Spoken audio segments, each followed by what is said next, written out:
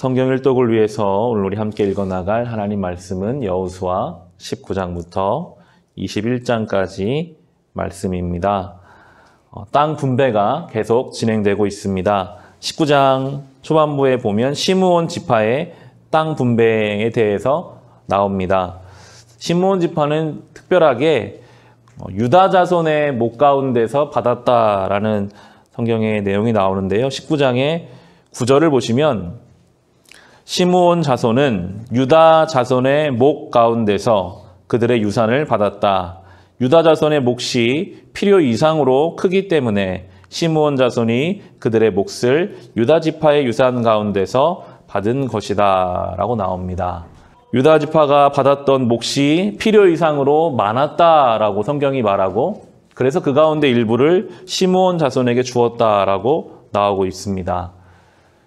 형제들 간에도 가장 민감한 것이 늘 재산의 분배임을 지금도 우리는 많이 보고 듣고 있습니다.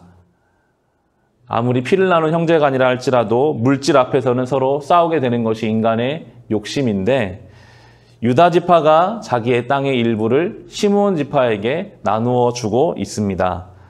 우리가 이미 창세기를 통해서 본 것처럼 야곱의 아들들은 그렇게 사이가 좋지도 서로 간에 사랑으로 연결되어 있는 가족들의 관계는 아니었습니다. 요셉을 팔아 넘겼던 것이 야곱의 형제들이었습니다.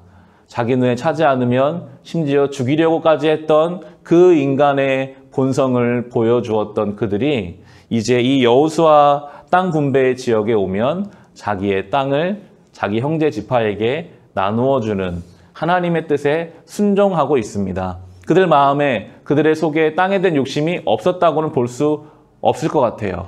그런데 그들의 생각과 욕심보다 하나님 말씀에 순종함으로 하나님의 역사를 이루어가고 있습니다. 여호수아는 이제 후반부로 오면 계속 이 부분들을 강조해서 보여주는데요. 이어지는 19장의 50절도 보시면 또 이런 성경의 표현이 있습니다. 19장 50절에 그들은 주님께서 말씀하신 대로 여호수아가 요구한 에브라임 산간 지방에 있는 성읍 딥낫세라를 그에게 주었다. 여호수아는 거기에 성읍을 세우고 그곳에서 살았다라고 나옵니다. 주님께서 말씀하셨어요. 너희들의 땅 일부를 여호수아에게 주어라. 그러자 또 그 말씀에 순종해서 자기 땅의 일부를 여호수아에게 내어주는 장면이 나오고요. 21장 전체는 레위 사람들에게 성읍을 나눠주는 얘기가 또 나옵니다. 레위 지파는 땅을 차지하지 못하고 있었기 때문에 각 지파에서 땅을 일부씩 떼어서 레위 지파에게 주라고 말씀하신 것이 21장 3절에 보시면 또 이렇게 나옵니다.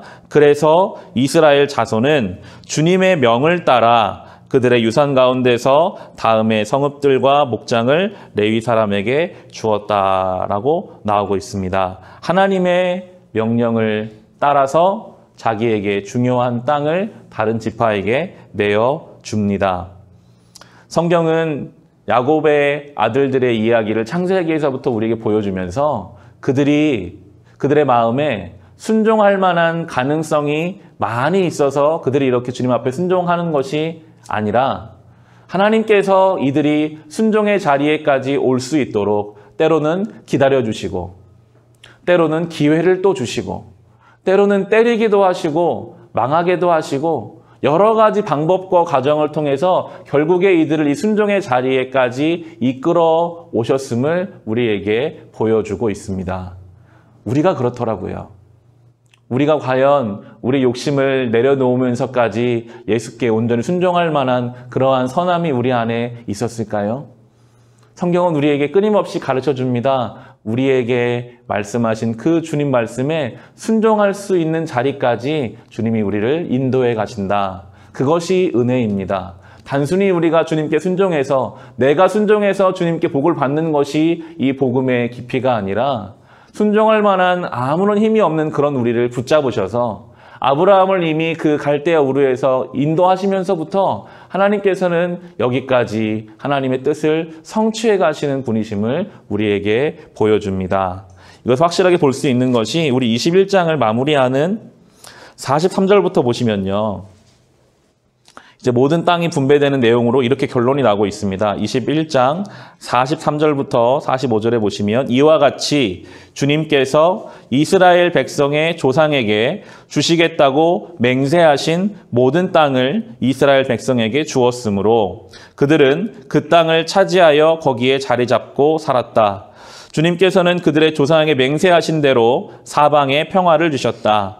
또한 주님께서는 그들의 모든 원수를 그들의 손에 넘기셨으므로 그들의 원수 가운데서 어느 누구도 그들에게 대항하지 못하였다. 주님께서 이스라엘 사람이 약속하신 모든 선한 말씀이 하나도 어긋남이 없이 그대로 다 이루어졌다라고 결론을 내리면서 주님께서 하신 것임을 강조하고 있습니다. 이들이 용맹의 땅을 차지한 것도 아니고 순종해서 그들이 얻은 것도 아니고 주님께서 이 모든 주의 약속을 성취해 가시는 과정이 이때에 와서 이루어졌음을 우리에게 보여주면서 하나님의 은혜가 얼마나 큰지, 그 은혜 안에 붙들린 우리의 삶이 얼마나 복된지를 우리에게 가르쳐주고 있습니다. 오늘도 주의 말씀은 우리 삶 가운데 이루어져 갑니다. 때로 우리가 순종할 만한 아직 준비가 안 돼 있다면 주님은 우리를 기다리시는 것 같아요. 순종의 자리까지 오도록, 그것을 깨닫도록, 순종하지 않는 삶이 얼마나 비참하고 어려워지는지를 알게 하시면서라도 순종의 자리로 부르시는 주님.